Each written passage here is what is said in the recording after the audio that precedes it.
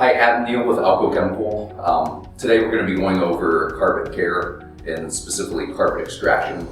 Carpet is arguably one of the most neglected surfaces in anybody's building or even in our homes, for instance. Carpet, although it's vacuumed, it's, for time purposes, it's rare that we have time to extract the carpet and do some of the important interim maintenance with it. So we're going to go over that today. As far as the basics, what I'm going to start with is going over some of the different methods of carpet extraction. First and foremost, the thing you want to do first before you extract your carpet is run the vacuum. That way it removes any dirt, soil, hair, any of the fine particulates that can help clog up the vacuum tube in your carpet extractor. After you vacuum the carpet, there's a couple different methods. An old one that's been around that I'm just going to touch on briefly is bottoming of carpet. And bottoming of carpet essentially uses a swing arm floor machine to clean the top layer, top basic fourth inch of your carpet. It's basically referred to as interim carpet care, so that it uses very little water and just cleans the top surface. That way it gives it the ability to dry within an hour or two max. A lot of the carpet companies have kind of gone away from that just because it will kind of spin the weave out from the backing of the carpet. So the one thing that is more and more popular in the last 10-15 years is called carpet encapsulation. Encapsulating carpet cleaning is the process of removing contaminants from carpet using a chemical solution that contains acrylic polymers. These polymers attach themselves to soil particles in the carpet. Once attached, they break down the soil's bond up to the carpet fibers. After the bond is broken, the dirt particles are released from the carpet fibers and trapped in the solution as it dries. When fully dry, the carpet can be vacuumed, removing contaminants. So essentially, when encapsulating carpet, you would pre-spray an area, much like I did with my deep cleaning of the carpets that we showed in here. But with encapsulating, you spray it down. You use either a floor machine, like a swing arm machine, and a brush to agitate the carpet and work that encapsulating detergent in, and then you let it dry.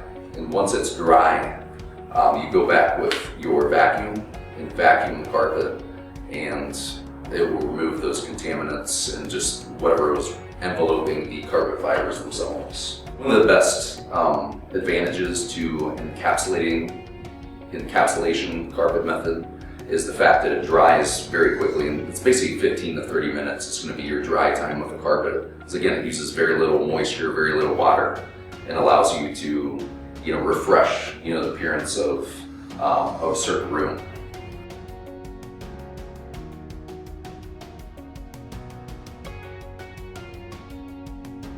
The main method of carpet extracting is always going to be the standard of using your carpet extractor. A few things that I want to touch on is basically just the principles of cleaning, which there are four. It's time, temperature, chemical, and agitation.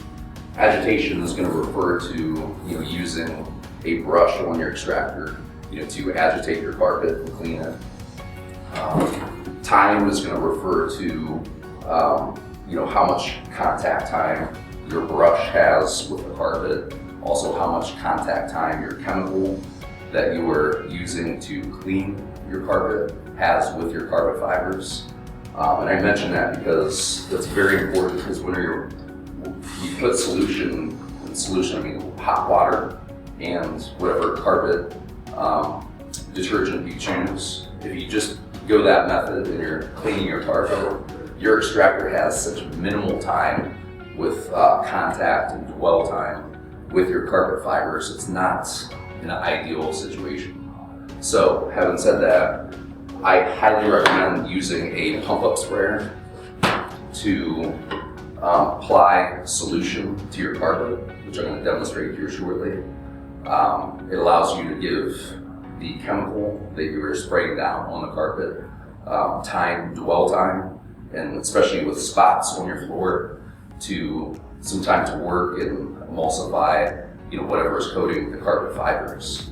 So, having said that, I've covered a couple of things. I covered the agitation with the brush, the time that's required, the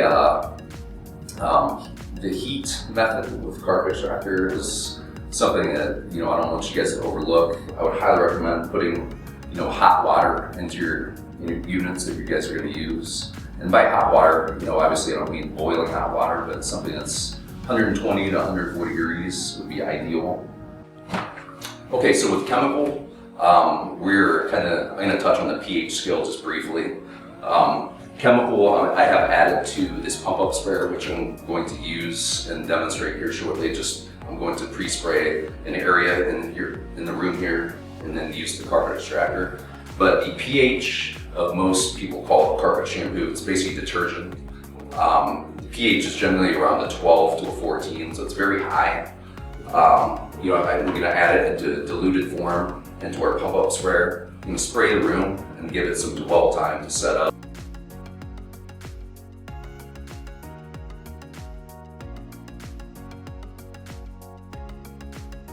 So as part of the pH scale that I was starting to touch on, the pH of your carpet detergents are going to generally tend to be in the 12 to 14 range.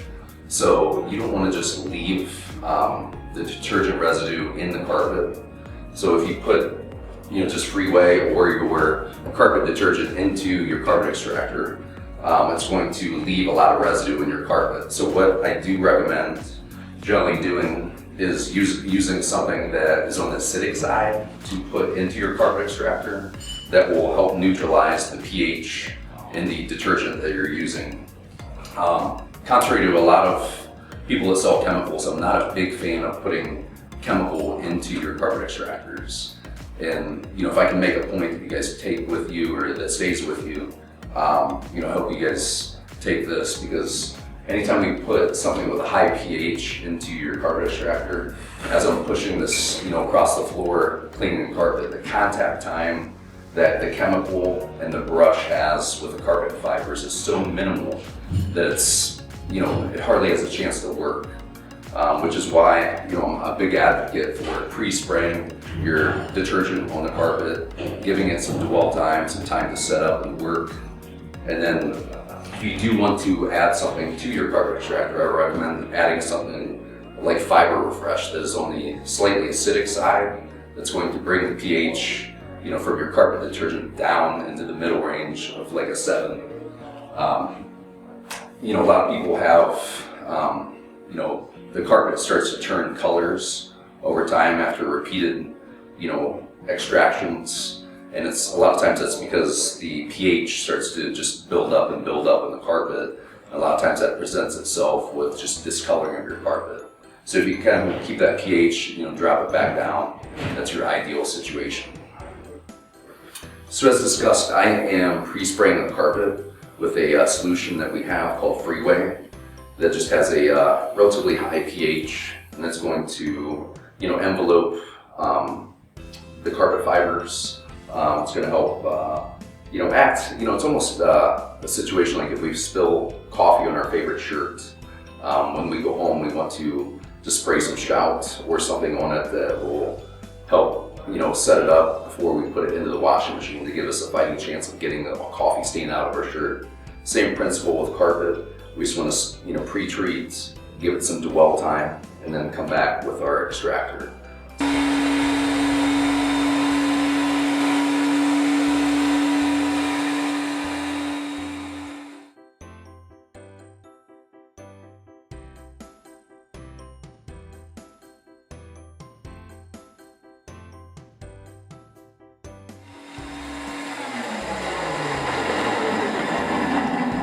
So as I referenced earlier, using the 4 principles of cleaning: the time, temperature, chemical, and agitation. As that applies to anything that we do, whether it's hard floor work or in this case carpet care. Time, we're using dwell time to give the chemicals some time to work. Agitation, we're using a brush on the extractor to, agitate the carpet before we lift up the detergent and suspend it. Chemical, we're using a high pH chemical to pre-treat the carpet fibers. And then I am personally using a product called Fiber Refresh that's slightly acidic in the extractor to neutralize the pH of the fibers as I'm extracting the carpet. So as you guys noticed when I was extracting the carpet, I tried to overlap whenever I was coming back for a second pass. That kind of gives you the ability of making sure that you hit and don't miss any of the carpet fibers themselves. One of the most underrated things with carpet is getting it to dry in a very quick fashion. The quicker you can get your carpet to dry, the less bacteria that's going to accumulate in the carpet. Something that nobody ever wants to talk about, but carpet is like a large petri dish for bacteria to grow in. So if we can use a fan to help create air circulation and put that on immediately as soon as you're done extracting carpet, it's going to give you your best bet of getting good results and not getting a pungent odor of bacteria starting to grow in this carpet and kind of going from there. The other thing that I've found is that a lot of times if somebody has a spot where coffee was spilled and you use a carpet extractor and it looks visually like the stain has gone away, and you come back the next day and it's presented itself again. A lot of times if you put a fan on that spot, the stain is down in the carpet backing and it's kind of wicking up and through. However, if you can help the carpet dry quickly, it will give you your best chance of that not wicking up and through and showing the stain again. So in closing, one of the interim carpet cleaning methods that we touched on was bonding your carpet. The other one was encapsulation that we touched on. Those are both interim carpet care methods that just use very low moisture. They're not meant to replace your restorative deep cleaning of your carpet. It's just meant to help you get through and extend the life of your carpet until you can do your restorative deep cleaning of your carpet. Vacuuming your carpet is the most important step as far as just removing soil from your carpet, limiting its time to get, redeposit soil and stick into the fibers of your carpet. One of the last things I wanted to leave you guys with is I'm not an advocate for putting detergents into your carpet extractors. The more you can get away from leaving chemical residue in your carpet, the better off your carpet and carpet fibers are going to look, and it's going to make it easier to clean. So how do you get away with that? It's by pre-spraying your carpet, allowing the chemical dwell time to set up, and just putting minimal chemical into your extractor. And again, use hot water in your extractors, 120, 140 degrees is ideal, and put something slightly acidic, like our Fiber Refresh product, into your extractor to allow the pH to come down to a neutral range. So we greatly appreciate your time and have a great day.